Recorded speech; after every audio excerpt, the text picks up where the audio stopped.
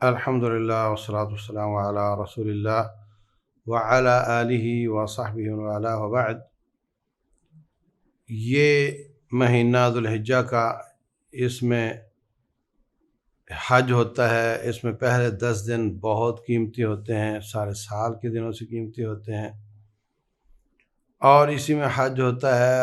اور یہ روزے رکھنے کے حساب سے، عبادات کے حساب سے بہت فضیلت والا۔ اور پھر یہ مہینہ جو محرم مہینے ہیں، حرمت والے مہینے ہیں، ان میں سے ہے، تو اس حساب سے بھی اس کی بڑی عظمت ہے۔ لیکن اس میں ایک واقعہ بڑا دلگداز ہوا، وہ یہ کہ 26 ذی الحجہ کو بعض روایات کے مطابق 3 نومبر بنتی تھی، بعد میں 7 نومبر بنتی تھی۔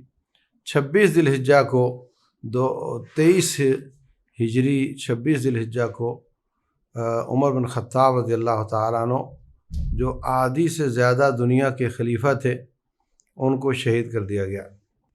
عمر بن خطاب رضی اللہ تعالیٰ عنہ نے دشمن کو اس کی جگہ پر ایسے مصروف کیا ہوا تھا کہ وہ مدینے پہ چڑھائی کا سوچ بھی نہیں سکتے تھے۔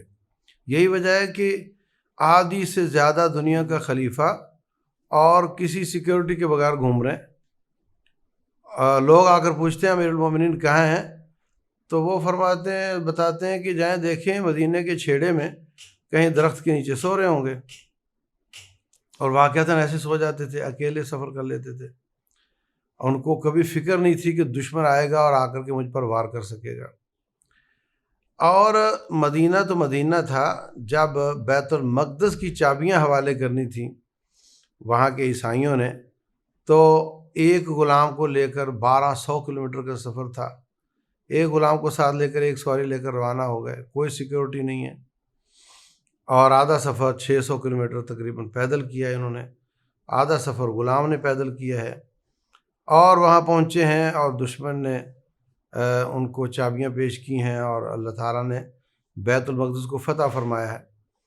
تو بے فکر آدمی تھے، کوئی سیکیورٹی کا انتظام نہیں کرتے تھے، نہ باہر نکلتے وقت، نہ مدینہ میں رہتے ہوئے۔ ان کو کوئی امید نہیں تھی کہ دشمن مدینہ پر حملہ کر دے گا، لیکن وہ فاتح ایران تھے، فاتح روم تھے، تو وہاں کی فتوحات کے نتیجے میں جو غلام آئے تھے، ان میں ایک غلام ابو لؤلؤ فیروز تھا۔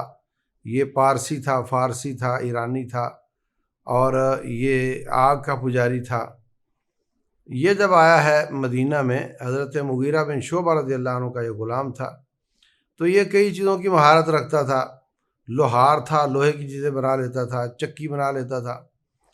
تو اس کو وہ کڑ تھی، وہ تعصب تھا، وہ غصہ تھا کہ کہاں میں اپنے علاقے میں اپنا جیتا اور آزاد زندگی گزارتا تھا، اور کہاں یہ لوگ مجھے پکڑ کر یہاں لے آئے ہیں اور میں غلام بن گیا ہوں۔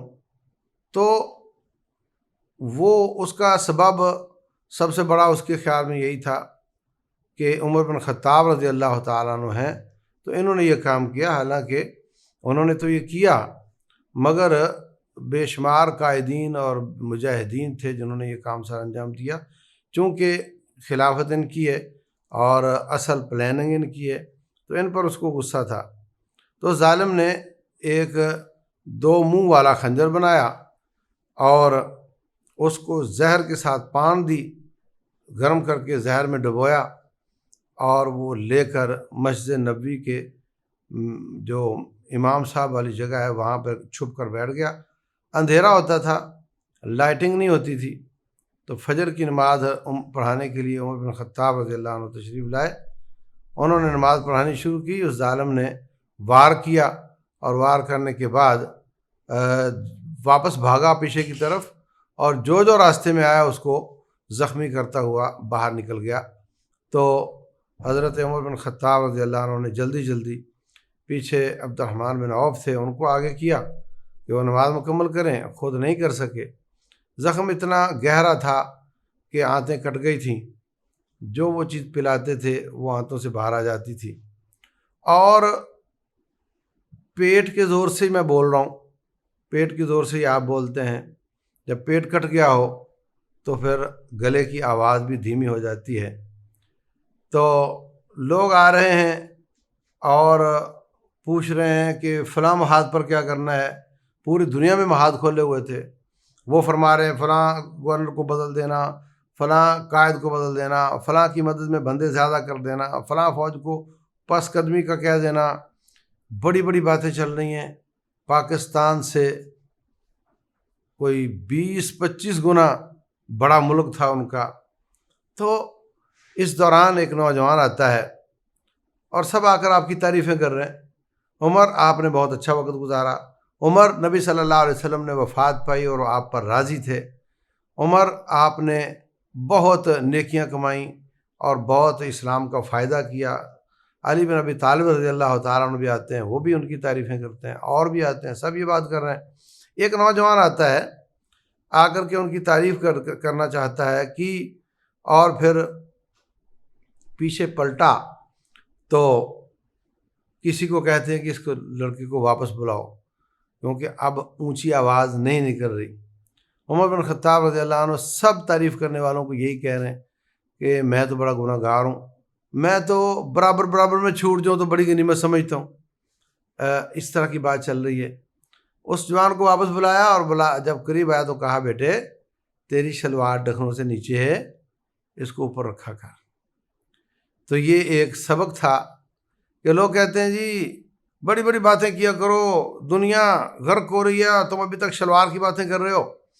تو آدھی دنیا کا خلیفہ، ٹائم لمٹ، بہت تھوڑا وقت رہ گیا ہے، بڑی ضروری باتیں کرنے کا ٹائم ہے، مگر انہوں نے سنت کی مخالفت دیکھی تو فوراً ہضم نہیں کیا اس کو، اس وقت بھی اس کو بلایا اور اس کو نصیحت کی۔ تو اس طریقے سے کوئی زیادہ وقت نہیں لگا اور انہوں نے فوراً عبداللہ بن عباس رضی اللہ عنہ کو بھیجا، دیکھو مجھے کس نے قتل کیا؟ تو کہا ابو لؤلؤ فیروز پارسی نے کیا۔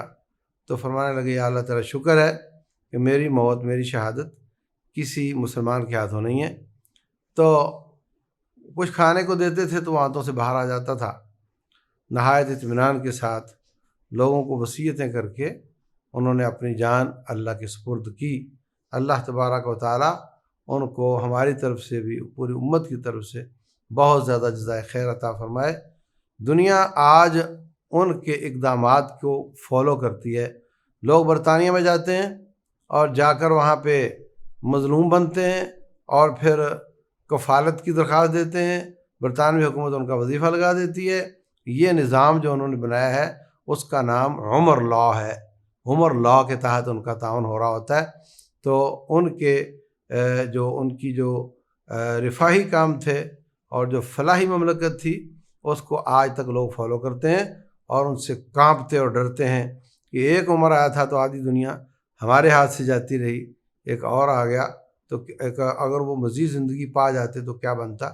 اللہ تبارک و تعالیٰ نے ان سے بہت کام لیے، کفار پہ بڑے سخت تھے، مومنوں پہ بہت نرم تھے۔